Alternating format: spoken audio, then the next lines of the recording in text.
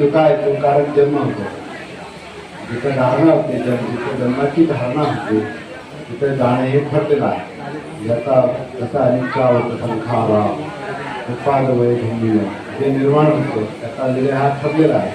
परंतु जे हे स्वीकारतो त्याला हे स्वीकारता येतं ते जीवन अशाच प्रकारचं आहे असेच आहे, त्याला दुःखातून मुक्त होता येतं. पण जीवनाचं भान पाहिजे, जीवनाची सती पाहिजे, जीवनाची जागृती पाहिजे, आपल्या कायाची जागृती पाहिजे, बोलण्याची जागृती पाहिजे, आपल्या विचारांची जागृती पाहिजे, चित्ताची जागृती पाहिजे.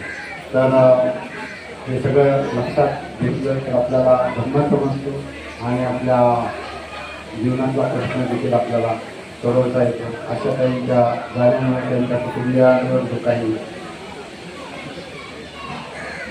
परिणाम झालेला आहे तर त्यांनी आधी ही गोष्ट लक्षात घेतली पाहिजे की जे आहे ते आपल्याला स्वीकारलं